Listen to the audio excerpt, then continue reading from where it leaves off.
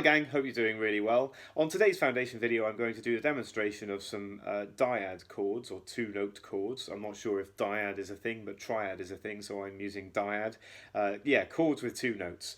And how these chords, you can get away with minimal movement and still play something that sounds really effective. So what I'm going to show you today has got applications in lots and lots of different kinds of music, but I'm going to demonstrate it over a blues sequence purely because it gives it some context, and I think it gives you a good understanding of where to begin with this kind of thinking. I've heard bands like Korn using chords like this, so there's lots of applications for this, but yeah, I'm going to show you a sort of over a shuffle. Yeah, so today we're going to be playing a 12-bar sequence in A, and of course the three chords in an A 12-bar sequence are A, D, and E.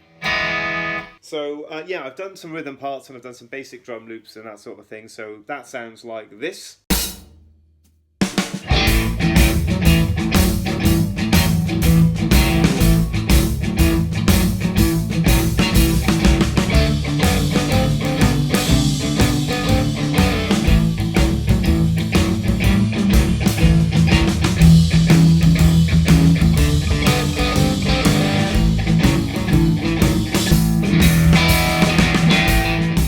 Yeah, and what I basically want to show you is it's a rhythm motif or it's a line. I've used these chords for a long time in my own playing because I needed to find chords that didn't require many fingers. But I did hear it later on a Jimmy Vaughan album, and he actually plays this very, very cool rhythm line, and being Jimmy Vaughan, it's ultra minimalist and it's just so cool because he's hardly playing anything. So yeah, I thought I'd just run through this with you. Essentially, it's three chords because the 12-bar sequence is made of three chords. So over the A, I'm going to play the D string on the 5th fret, which is a G note, which is the 7th of A, the scale that we're in.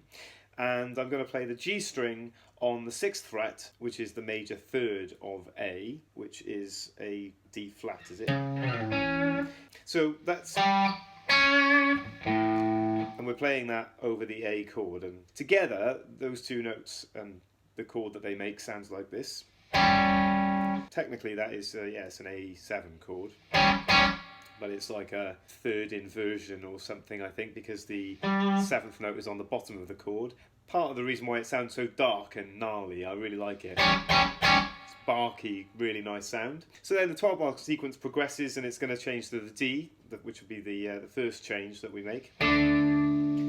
And what we're going to do with our chord, our two-note chord, it's exactly the same. We're just going to move it back one step, one fret. So it literally goes from being this to being this.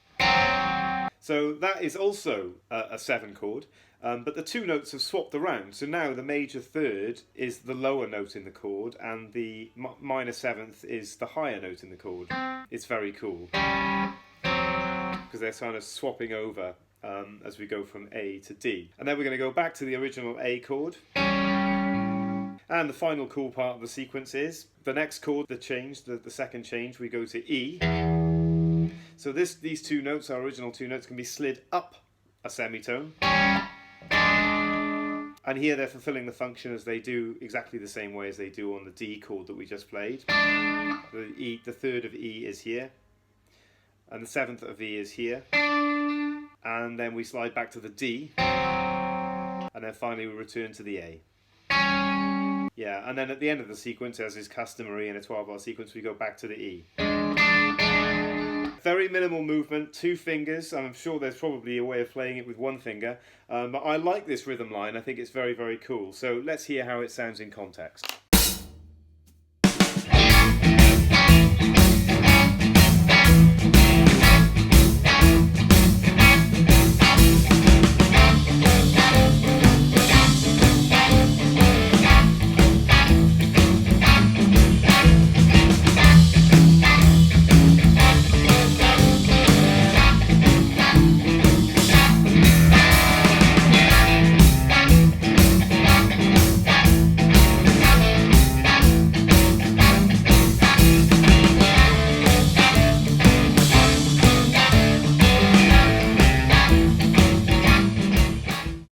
when you get into that, and if you just keep that going for a long time, you can sort of make it slightly late when you're hitting those things and just drag them a little bit, and then it really gets in the pocket with the shuffle. There's another cool thing to show you. So the sequence is staying exactly the same.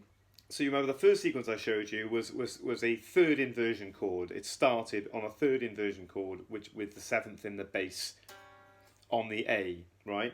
But this and then the other chords in the sequence were first inversion chords with the third in the bass. So that's a third inversion, and that's a first inversion chord, and so is the E. And then back to that. So this other position, now we're swapping that around. So this is a first inversion chord on the A. I think it's a nicer sounding chord than that. It's the same chord, same two notes, but swapping them around does change the way they sound, and it does throughout the sequence. So now we're going from a first inversion chord to a third inversion chord when we play over the D, and then a third inversion chord when we play over the E, and then back to the A. So it does give it subtly changes the sound of the chords, even though the shapes are the same. But that subtle difference can be deployed, employed. You can employ it to really good use. Even though it's such a simple little concept, harmonically it's quite complicated, and it's very effective. So, as I said, this chord is the same as this chord played on the A and D strings, and it moves in exactly the same way.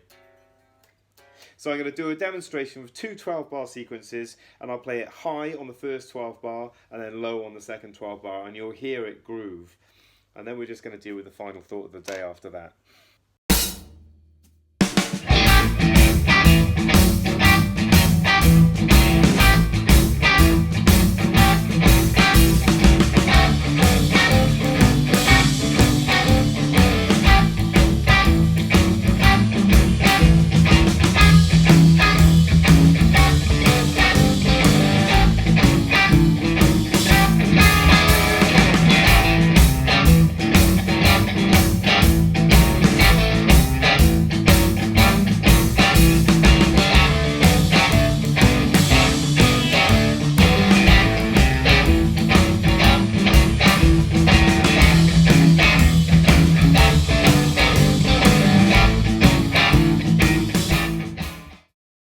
Yeah, so I think that's really interesting. And of course now, you can't have failed to spot that if we've got all of these combinations, we could mix them all up together. And in fact, they exist in lots of other positions as well. And if you start mixing them, matching them up, you can come up with some really interesting rhythm lines. And let's hear how that sounds. So what I'm going to do is I'm just going to play a mixture of the three different areas that I've shown you on the guitar as a rhythm line.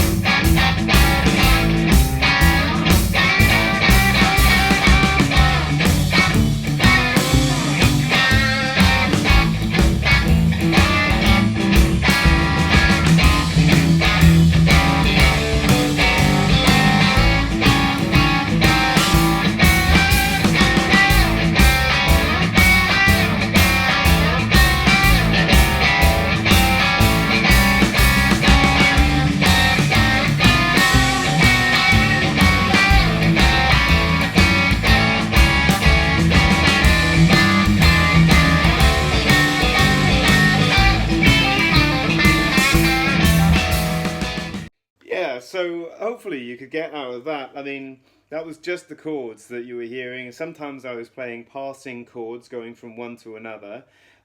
So like a good one would have been sort of starting on that E and going through the A back to the D. 2 fingers, 2 strings, 1 shape. You are not changing the shape. And I think you could hear by the 3rd and 4th sequences there, I was almost soloing, you know, with extended chords, 7th chords. That's something jazz people do, you know? So I think that is amazing. It's an amazing thing about music, and it's an amazing thing about harmony. Thank you very much for watching. As always, please leave us your comments. We want to hear your thoughts and experiences and your journey and your history and your stories on these videos to help us to choose what to do next. Please share this video with somebody you think might need it, or even somebody, you know, random who might share it with somebody who needs it. And if you could subscribe to the channel, check us out on social media, look up the website, we'd really appreciate it. This has been another 5 Points Foundation video. Thank you very much. See you again next week.